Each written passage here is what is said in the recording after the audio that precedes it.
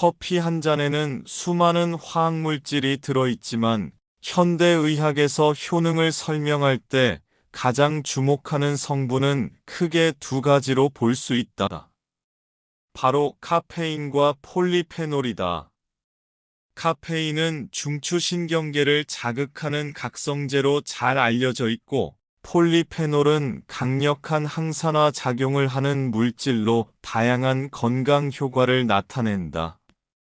이 두 성분을 중심으로 커피가 우리 몸에 어떤 영향을 주는지 자세히 알아볼까 한다. 뇌 기능 향상, 집중력, 기억력, 그리고 기분까지. 커피를 마시면 정신이 맑아지고 집중이 잘 되는 경험 다들 해보셨을 겁니다. 이는 카페인이 뇌의 특정 수용체에 작용하기 때문이다. 우리 뇌에는 아데노신이라는 물질이 있는데 이 물질은 쌓일수록 졸음을 유발한다.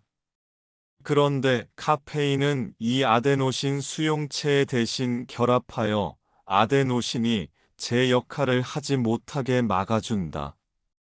그 결과 뇌는 졸음 신호를 받지 못하고 활성화된다. 또한 카페인은 도파민, 노르에피네프린 같은 신경전달 물질의 분비를 촉진하여 기분을 좋게 하고 인지 능력을 향상시키는 데 도움을 준다. 이러한 작용으로 인해 단기적인 집중력과 기억력이 좋아지고 반응 속도도 빨라지는 효과를 얻을 수 있다. 장기적으로는 치매 예방 효과에 대한 연구도 활발히 진행되고 있다.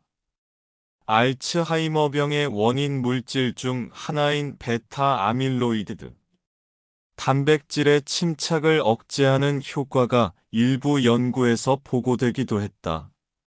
스포츠 선수들이 경기 전에 커피를 마시는 모습을 종종 볼 수 있다. 이는 과학적인 근거가 있는 행동이다. 카페인은 신진대사를 활발하게 만들어 지방산을 분해하고 이를 에너지원으로 사용하게 돕는다.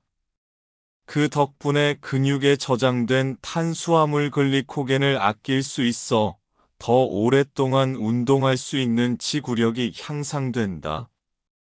또한 카페인은 근육 수축을 담당하는 칼슘 이온의 이동을 촉진하여 근육의 힘과 수축력을 높여준다. 쉽게 말해, 같은 힘을 써도 더 효율적으로 근육을 사용할 수 있게 되는 것이다. 이러한 작용은 피로감을 덜 느끼게 하고 운동 수행 능력을 전반적으로 끌어올리는 데 큰 도움을 준다. 커피에 풍부하게 들어있는 폴리페놀은 강력한 항산화제 역할을 한다. 우리 몸은 숨 쉬는 것만으로도 활성산소라는 불안정한 물질이 만들어지는데 이 활성산소는 세포를 손상시키고 노화를 촉진하며 암, 심혈관 질환 등 여러 질병의 원인이 된다. 커피의 폴리페놀은 이 활성산소를 무력화시키는 역할을 한다.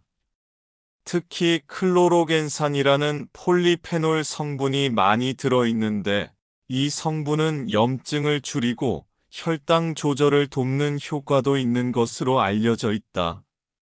실제로 여러 연구에서 커피를 꾸준히 마시는 사람들이 제2형 당뇨병, 파킨슨병, 간암 등의 발생률이 낮아졌다는 결과가 보고되기도 했다. 물론 이는 커피가 만병통치약이라는 뜻은 아니고 건강한 생활 습관의 일부로 커피를 섭취할 때 얻을 수 있는 긍정적인 효과이다. 간은 우리 몸의 화학 공장이라고 불릴 만큼 중요한 장기이다. 알코올, 약물 등 독성 물질을 해독하고 각종 영양소를 대사하는 역할을 하죠. 하지만 과도한 음주나 비만 등으로 인해 간에 염증이 생기면 간경변증이나 간암으로 이어질 수 있다. 현대의학 연구에 따르면 커피 섭취는 간 건강에 긍정적인 영향을 미칠 수 있다.